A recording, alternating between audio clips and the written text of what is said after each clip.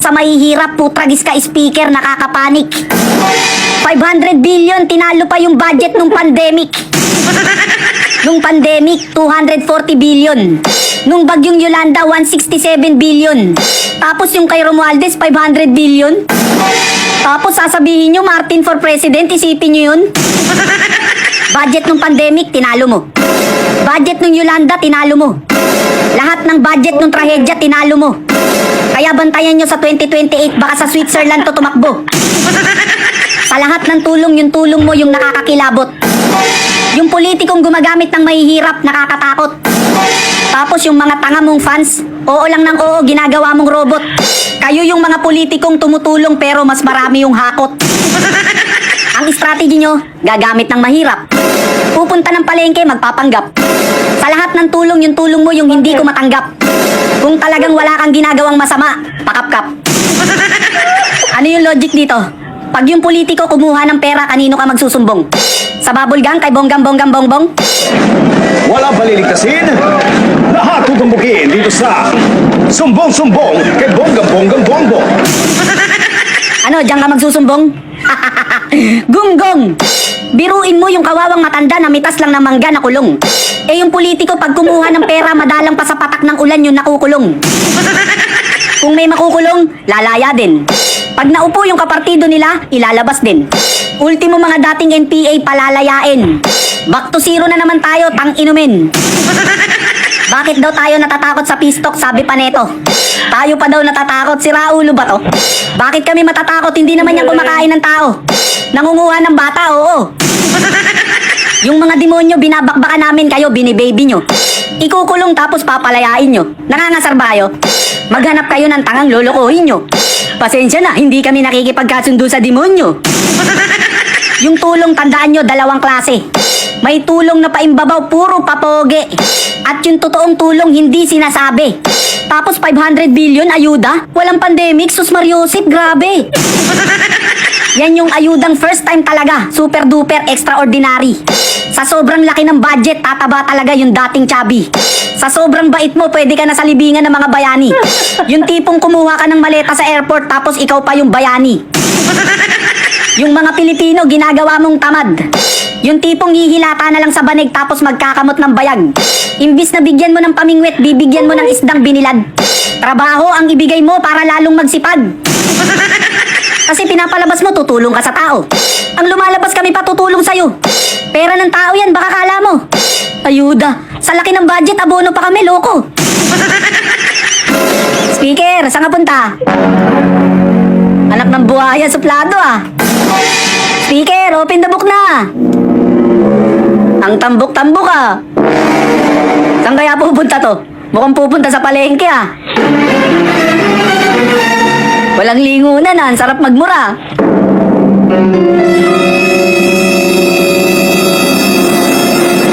Lang yung buhay talaga to. Tapos sulong ka pa ng sulong ng tsatsya, ultimo pinsan mo nakukulitan na sa'yo. Ako nakukulitan na sa'yo. Yung OFW sa Japan nakukulitan na rin sa'yo. Halos bulagin niyang mata mo sa sobrang kulit mo. Tsatsya ka ng tsatsya, ano bang problema mo? Biruin mo yung Pangulo naging former president ng dahil sa'yo. Ben, ano sabi mong former president siya? Ano ka ba? Huli ka na sa balita. Si President Marcos, former president na. Talaga? Oo, nandahil sa kanya. Yung binoto namin noong 2022 na Bongbong Marcos, anak ng baka, former president na. Lahat ng pangako ni former President Marcos, nagbabago na. Yung ICC, dating ayaw, ngayon pag-aaralan na. Tapos yung Chacha, dating ayaw, ngayon pag-aaralan na. Sumulat ang ICC prosecutor na si Karim Khan at nagre-request na siya at ang kanyang team ay pumunta dito sa Pilipinas para simulan ang preliminary investigation sa di umano'y mga krimen laban sa sangkatauhan na may kinalaman sa war on drugs ni President Duterte. Ano po ang inyong gagawin? Papayagan mo ba sila pumunta dito sa Pilipinas? Oo, hindi at bakit? Papayagan ko sila dito, pero magturista lang sila. Dahil ang pagkaunawa ko sa ICC, the ICC is there pagka walang judiciary na nag-ooperate sa isang bansa. 1 year later. Pinag-aaralan ng gobyerno ang posibleng pagbabalik ng Pilipinas sa International Criminal Court o ICC. Ayon po yan kay Pangulong Bongbong Marcos. saksi si Ivan Mayrina. Si Pangulong Marcos na mismo ang tinanong ng media kanina kung anong tingin niya sa inihayang mga resolusyon sa Kamara na humihimok sa gobyerno na makapagtulungan sa investigasyon ng International Criminal Court o ICC sa war on drugs ng Administrasyong Duterte. There is also a question should be returned under the fold of the ICC. So that's again under study. Papayagan ko sila dito, pero magturista lang sila. Walang yung buhay talaga yan, no? Alam nyo, kagagawan lato ni Speaker eh. Lahat ng sinasuggest nito sa Kamara, pinag-aaralan ng Pangulo eh. Kaya mali yung OFW na tusukin yung mata nito eh. Dapat inaambalos ng placards to eh. Una, ICC, pag-aaralan. Ngayon, pati Chacha, pag-aaralan na rin eh. It's not a priority for me.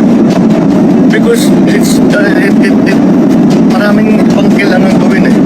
For me, lahat itong mga pinag-usapan, kaya natin gawin na hindi palitan ng saligawan natin. Hindi prioridad at hindi kailangan. Yan ang pahayag ni Pangulong Bongbong Marcos patungkol sa charter change noong Pebrero. Pero nang tanungin ngayon kung suportado niya ang pag-amyenda sa konstitusyon sa gitna ng muling pagkabuhay ng usaping ito sa Kongreso, tila naiba na ang saloobin ng Pangulo. Well, we're just beginning to study what we are looking at here is the opportunity cost of those who would like to invest here but somehow the laws that derive from the Constitution when it comes to the economic provisions do not allow them to. Kita mo? Sumusunod sa'yo? Walang ya talaga Speaker eh. Paano mo napapasunod yung Pangulo? May hawak ka ba dyang ebidensya or video? Bukod sa pabago-bago, wala nang sariling feelings yung Pangulo. Ikaw, Speaker, namumuro ka na eh. Pagsasabihan kita eh. Ikaw, hindi ka namin binoto, masyado kang paepal eh. Pagkakaalam ko, Marcos yung binoto namin, hindi Romualdez eh. Dahil sa'yo, unti-unti na nakakabuelo yung mga NPA eh.